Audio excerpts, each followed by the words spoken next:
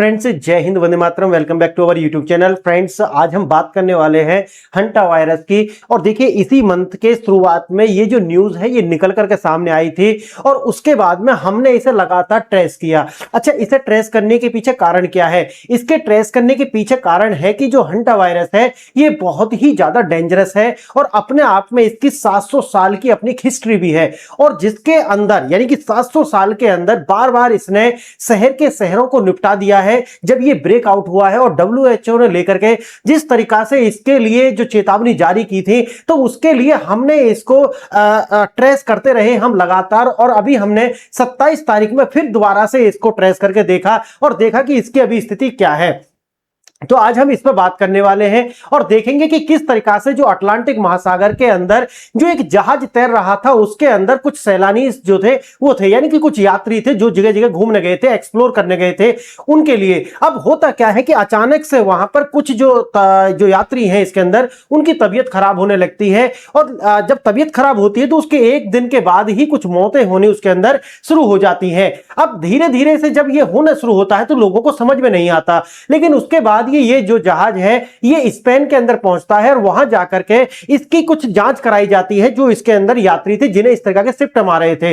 अब देखिए, जैसे ही ये जब इसका जब चेकअप कराया जाता है तब ये निकल करके आता है ये वही हंटा वायरस है जो लगातार बार बार दुनिया के अंदर ब्लैक डेथ के नाम से जाना जाता है। और ये जो फैलता है वो चूहों के द्वारा इसको फैलाया जाता है। जो चूहे होते हैं उसके जो पिस्सू होते हैं उनके द्वारा इसको स्प्रेड किया जाता है। कुछ एग्जाम के लिए भी महत्वपूर्ण है, जैसे कि ये ह्यूमन टू ह्यूमन यानी कि कांटेक्ट के द्वारा ये फैलता नहीं है और ये चूहों के द्वारा फैलाया जाता है। और दूसरा सबसे महत्वपूर्ण बात यह है कि इसके लिए कोई भी वैक्सीनेशन अभी भी दुनिया के अंदर अवेलेबल है नहीं। इसीलिए ये ज्यादा महत्वपूर्ण हो जाता है कि अगर ये फैलता है तो कोरोना वायरस की तरीका से इसकी कोई भी वैक्सीन पूरी दुनिया के पास में है नहीं। इसीलिए ये जो ट्रेस करना और इसका स्प्रेड कितना हो रहा है दुनिया के अंदर ये देखना हमारे लिए महत्वपूर्ण हो गया था और मैंने इसे लगातार ट्रेस करके रखा। देखिए, कुछ इस तरीका की खबर है, जैसे कि फोर्टिस हेल्थ केयर का जो खबर है, hanta virus in India, symptoms, risk and when to act the Fortis health care. इसके लिए लगातार हमारे भारत के अंदर या फिर पूरी दुनिया के अंदर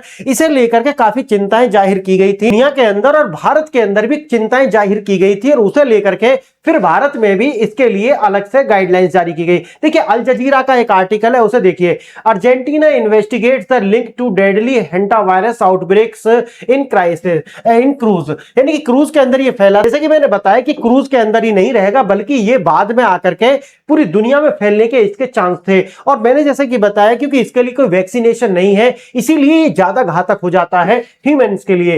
देखिए, द स्टार का आर्टिकल है, hanta virus cases from that cruise outbreaks rise to 13 following new cases. तो लगातार इसमें से केसेस आ रहे थे और फिर उसके बाद में WHO यानी कि वर्ल्ड हेल्थ ऑर्गेनाइजेशन के द्वारा भी गाइडलाइंस जारी की गई। Hanta virus clusters linked to cruise ship to travel the multi country. और मल्टी कंट्री में अगर इसके लोग थे, मल्टी कंट्री के लोग थे तो वो जाते और जब वो अपने अपने कंट्रीज में जाते तो हो सकता है कि इसका आउटब्रेक और ज्यादा हो सकता था। मैंने इसको फिर जब हमने इसको सर्च किया और इसको जब ट्रेस करना शुरू करा तो मेरे पास में 27 मई तक का जो खबर है वो निकल करके आया है। और इसके अंदर बताया जा रहा है कि देखिए, इसको एक तरीका से कंटेन कर लिया गया है, अब इस पर रोकथाम कर ली गई है और लगभग इसके अंदर 13 जो व्यक्ति हैं उनकी मौत हो चुकी थी। और World Health Organization chief Tedros बताते हैं कि the no new deaths have been recorded 2 May 2006, यानी कि 2026 के बाद में इसमें जो डेथ है वो रिकॉर्डेड नहीं की गई है। तो अपने आप में ये है कि अब इसको एक तरीका से कंटेन कर लिया गया है। करंट स्टेटस वही है कि जो वेसल है उसको डिकंटामिनेशन किया गया है, यानी कि उसकी साफ सफाई, उसका सैनिटाइजेशन कर लिया गया है और पैसेंजर मैनेजमेंट कर लिया गया है। जितने भी पैसेंजर्स थे उनका पूरी तरीका से चेकअप हुआ और चेकअप होने के बाद में उसके जो इससे नेगेटिव थे उनको उनके घर भेज दिया गया और बाकी जो भी लोग थे उनका इलाज करने के बाद में उनको भेजा गया। अब देखिए, ओरिजिन ऑफ द इन्वेस्टिगेशन कैसे निकल करके आती है। जो एंडीज वायरस है which is the unique form the capability of the person to person transmission the Argentine ministry of the health continue to tracing that steps of that initial Dutch couple who died the, यानी कि सबसे पहले ये दो couple थे जो कि Netherlands के रहने वाले थे, ये इसके चपेट में आए थे और दोनों की डेथ हो चुकी थी। एक की तो साउथ अफ्रीका में जाकर के डेथ हुई थी और एक वेसल के अंदर ही इसकी डेथ हो चुकी थी। इसीलिए इसको लेकर के, क्योंकि भाई मैंने जैसे कि बताया कि इसके लिए इलाज है नहीं, तो इसके लिए जरूरी है कि इसके लिए कि भाई आप सावधानी बरतें, यही है इसका इलाज।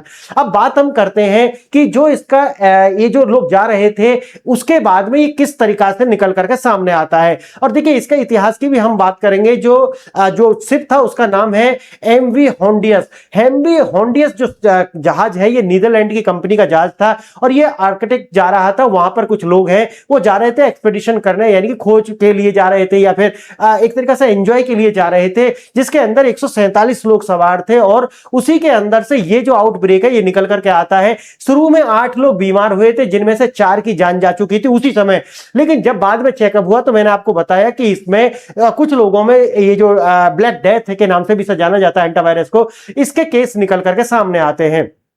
अब देखिए इसका जो अपना इतिहास है वो बहुत ज्यादा खतरनाक है। 1347 के अंदर ये जो ब्लैक डेथ नाम का जो वायरस है इसके द्वारा दुनिया को सबक सिखाया गया था और अकेले के द्वारा ही, बाप देखिए इस अकेले के द्वारा ही करोड़ों लोगों की डेथ उस समय पर की गई थी। इसीलिए आपने देखा होगा कि जब कोरोना आया था तो क्वारंटाइन वर्ड आया था। ये जो क्वारंटाइन वर्ड है ये 1347 का ये जो ब्लैक डेथ है वायरस जो पूरी दुनिया में ये फैला था उसी के बाद से निकल करके आया था। और उस समय पर जो शहर हुआ करते थे उन्हें काफा कहा जाता था, CAFFA काफा, ठीक है। तो उसी तरीका से उनको भी क्वारंटाइन किया जाता था। जो भी बायोलॉजिकल वॉरफेयर हुआ करते थे उनके हिसाब से उनको काफा, और बाद में आप देखेंगे आप तो इसे क्वारंटाइन के नाम से जाना जाने लगा था। 1347 में इटली का जो मैसीना पोर्ट है उस पे भी इसी तरीका के जहाज के अंदर ये जो ब्लैक डेथ है इसका ही प्रकोप उस समय पर आया था और इसके अंदर भी बहुत सारी जो लाशें हैं वो हो चुकी थी, बहुत सारी डेथ जो है वो हो चुकी थी। और क्योंकि जैसा कि मैंने बताया कि चूहे के जो पिस्सू होते हैं उन्हीं से ये फैलाया जाता है। अब क्वारंटाइन वर्ड मैंने बता दिया वो इसी से निकल करके आता है। सबसे पहले जब ये ब्लैक डेथ नाम का जो वायरस है ये फैला है उसी से निकल करके आया है, लेकिन ये ह्यूमन टू ह्यूमन इसका ट्रांसमिशन नहीं होता है, मैंने आपको इसको भी बता दिया है। एंटीवायरस इसका कोई भी उपलब्ध है नहीं, ये भी मैंने आपको बताया। कोरोना की तरह जैसा वैक्सीन है उसी तरीका की कोई वैक्सीन इसके लिए नहीं बनी है। अब देखिए जो अगर इसका और भी इतिहास हम देखेंगे तो 1950 में जो कोरिया युद्ध है यहां पर जो हंता नदी है उसी के नाम पर वहां पर हजारों लोग जब बीमार हुए थे उसके नाम पर बाद में इसका जो है हंता वायरस नाम, क्योंकि शुरू में तो इसका नाम ब्लैक डेथ के नाम से जाना जाता था, बाद में इसका नाम जो है हंता वायरस भी रखा गया है।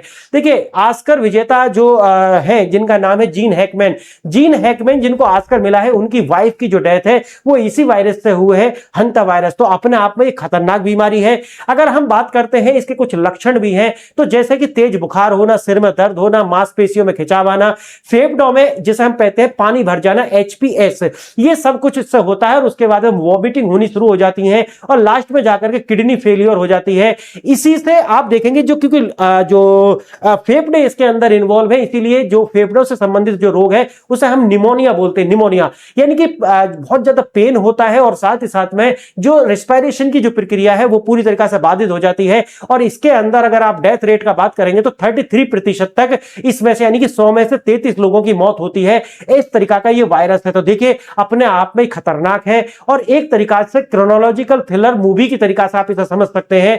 तो ये पूरा का पूरा जो मसला है मैंने आपको बताया कि अब इसका कोई ऐसा केस आया नहीं है, लेकिन हाँ WHO ने अब अपनी जो इमरजेंसी वाली जो उन्होंने वार्निंग जारी की थी वो भी वापस ले ली है।